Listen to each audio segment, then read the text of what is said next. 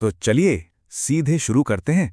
आज की इस बेहतरीन चर्चा में हम एक ऐसी रचना के बारे में बात करने वाले हैं जो सीधे दिल पर लगती है। देखिए, गज़ल या कविता सिर्फ शब्दों का खेल नहीं होती। ये असल में हमारी जिंदगी के संघर्ष, दर्द और समाज की सच्चाई का एक आईना होती है। आज हम मंजीत भोला जी की एक ऐसी ही लाजवाब गज़ल की परतें खोलने वाले हैं। हम समझेंगे कि आखिर एक शायर अपने आसपास की दुनिया को किस नज़रिए से देखता है और उसे पन्नों पर कैसे उतारता है। तो बिना किसी देरी के सीधे इस गज़ल की गहराइयों में चलते हैं। रोज यूं तो जिंदगी मिलती रही, साथ लेकिन बेबसी मिलती रही। सोचिए जरा, ये शुरुआत ही कितनी गहरी है।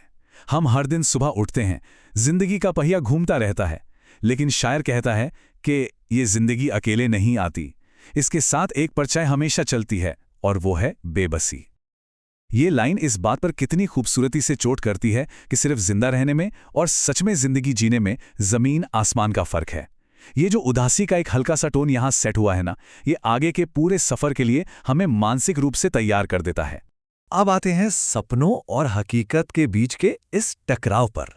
अगला शेर एक बिल्कुल ही अलग किस्म का विरोधाभास यानी कॉन्ट्रास्ट सामने रखता है। चांद सूरज तो रहे बस ख्वाब में, असलियत में तीरगी मिलती रही। पहली लाइन पढ़ते ही ना एक रोशनी सी महसूस होती है, चांद सूरज जो उम्मीद और कामयाबी के प्रतीक हैं। पर जैसे ही हम दूसरी लाइन पर आते हैं, एकदम से सब अंधेरा हो जाता है। शायरी ये कह रही है कि वो सारी चमक, वो सारी उम्मीदें सिर्फ सपनों की दुनिया तक ही बंद रह गई।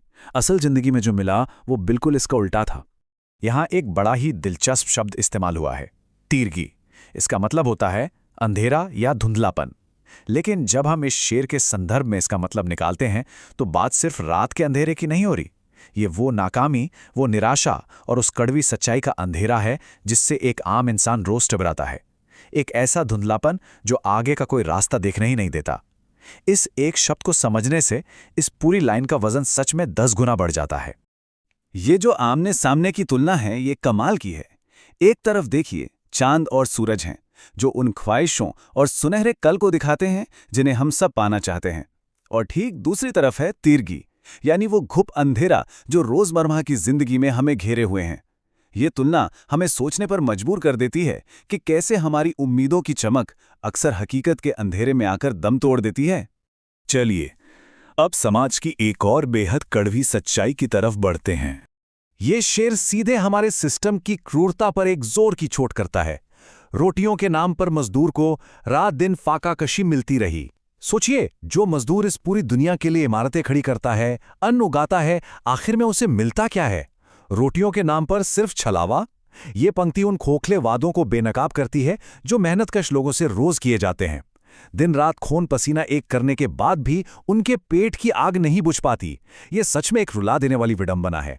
इस दर्द की गहराई को सच में महसूस करने के लिए फाकाकशी शब्द को थोड़ा ठीक से समझना होगा। इसका मतलब सिर्फ भूख लगना नहीं है, इसका मतलब है भूखमरी की वो चरम स्थिति जहां एक इंसान गरीबी की वजह से भूखा रहने पर मजबूर है। ये कोई अपनी मर्जी से रखा गया उपवास नहीं है, बल्कि समाज और व्यवस्था का दिया हुआ एक दंड है। फाकाकशी शब्द एक मजदूर के दर्दनाक संघर्ष का सबसे सटीक बयान है। ये पूरा अन्याय देखिए कितना साफ है। एक तरफ रोटी का वो वादा है जो एक मजदूर को हर सुबह दोबारा काम पर जाने की हिम्मत देता है, और दूसरी तरफ वो फाकाकशी है जो रात को उसके साथ बिस्तर पर सोने जाती है। ये बिल्कुल साफ दिखाता है कि मेहनत का सही फल ना मिलना कोई हादसा नहीं है, बल्कि एक ऐसी लगातार चलने वाली प्रक्रिया है जिससे मजदूर वर्ग को रोज गुजरना पड़ता है। आगे बढ़ते हैं एक नए पहलू की तरफ जहां बात होती है समझौते और खुशी की, यानी नैतिक पतन की कीमत। अब इस शेर पर गौर फरमाइएगा। ये इंसानी अस्तित्व के गिरते हुए स्तर की बात करता है रखी जिसने यहां गिरवी अना, बस उसे ही हर खुशी मिलती रही। ये सुनने में थोड़ा निराशाजनक लगता है, पर क्या ये सच नहीं है? ऐसा लगता है जैसे इस दुनिया में सच्ची खुशी सिर्फ उन्हीं लोगों के लिए रिजर्व कर दी गई है जो अपने ज़मीर के साथ समझौता करने को तैयार हैं। मतलब सांसारिक सफलता और खुशी मुफ्त में नहीं मिलती, इसके लिए अपने आत्मसम्मान की एक बहुत बड़ी कीमत चुकानी पड़ती है। इस पूरे सौदे को ठीक से समझने के लिए अना शब्द पर ध्यान देते हैं। अना का मतलब होता है अहंकार, आत्मसम्मान या अपना ज़मीर। जब शायर कहता है कि जिसने अपनी अना को गिरवी रख दिया, तो उसका मतलब है कि जिसने अपने उसूलों को, अपनी सच्चाई को बेच दिया। बस आज के ज़माने में वही सारी सुख सुविधाएं और खुशियां पाता है। ये समाज की उस खोखली व्यवस्था को नंगा कर देता है जहां अपना ज़मीर बेचना ही कामयाबी का एकमात्र रास्ता बन गया है। और अब आते हैं इस पूरी चर्चा के शायद सबसे तीखे और व्यंग्यात्मक हिस्से पर, इंसान और गिरगिट का मुकाबला। मुझे लगता है ये इस गज़ल का सबसे मारक शेर है। गिरगिटों ने ठीक माफ़ी मांग ली, आदमी से हार ही मिलती रही। हम सब जानते हैं कि रंग बदलना गिरगिट की फितरत है, ये उसका जीव विज्ञान है। लेकिन शायर कितने कमाल के तंज के साथ कहता है कि रंग बदलने के इस खेल में गिरगिटों ने भी इंसान के सामने हाथ खड़े कर दिए हैं और माफ़ी मांग ली है। मतलब इंसान का धोखा और पाखंड इस स्तर पर पहुंच गया है कि प्रकृति का सबसे बड़ा रूप बदलने वाला जीव भी उसके सामने पानी भरता है। इस रूपक को थोड़ा और खोलते हैं। देखिए, गिरगिट रंग क्यों बदलते हैं? खुद को बचाने के लिए, ये उनकी मजबूरी है। लेकिन इसके बिल्कुल उलट इंसान अपना रंग क्यों बदलता है? अपने स्वार्थ के लिए, दूसरों को धोखा देने के लिए। बस यही वजह है कि पाखंड के इस खेल में इंसानियत जीत गई है और गिरगिटों ने रंग बदलने के चैंपियन का अपना खिताब खुशी खुशी इंसानों को सौंप दिया है। ये बहुत ही लॉजिकल तरीके से साबित करता है कि कैसे इंसानी फितरत ने प्राकृतिक नियमों को भी पीछे छोड़ दिया है। अब आखिर में आते हैं इस सवाल पर कि दिल छू लेने वाली कलाकारी आखिर पैदा कहाँ से होती है। ये आखिरी शेर ना एक बहुत ही बेचैन कर देने वाला सच बाहर निकाल कर लाता है ज़मीं ये जुल्म की जरखेज है, शायरों को शायरी मिलती रही।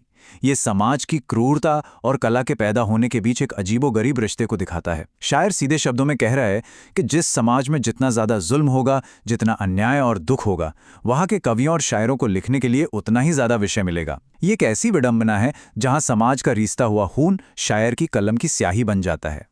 यहाँ जरखेज शब्द पर ध्यान दीजिएगा। जरखेज का मतलब होता है उपजाऊ, यानी ऐसी जमीन जहां भरपूर फसल पैदा होती हो। जब जुल्म की जमीन को कोई जरखेज कहता है तो यह सुनने में बड़ा डरावना लगता है, पर कितनी शक्तिशाली कल्पना है। इसका मतलब है कि अत्याचार और अन्याय की जमीन इतनी उपजाऊ है कि इसमें से लगातार दुख, दर्द और आखिर में आला दर्जे की शायरी की फसल उगती ही रहती है। कला कभी शून्यता में नहीं बनती, ये ज्यादातर समाज की सबसे गहरी चोटों में से ही फूटती है। और अंत में हम इस पूरी चर्चा को एक बहुत ही गहरे सवाल पर छोड़ते हैं। क्या बेहतरीन कला हमेशा समाज के दर्द और जुल्म से ही जन्म लेती है? मंजीत भोला जी की ये गज़ल सिर्फ कुछ अच्छे शब्दों का खेल नहीं है, ये उस भारी कीमत की रसीद है जो हमें बेहतरीन साहित्य के लिए चुकानी पड़ती है। सच तो ये है कि जब तक समाज में बेबसी, भूखमरी, पाखंड और जुल्म बाकी रहेगा, तब तब ऐसी गज़लें जन्म लेती रहेंगी। इस विश्लेषण में हमारे साथ जुड़ने के लिए शुक्रिया। इस सवाल पर ज़रूर विचार कीजिएगा और इन शब्दों को अपने ज़हन में थोड़ी देर गूंजने दीजिएगा।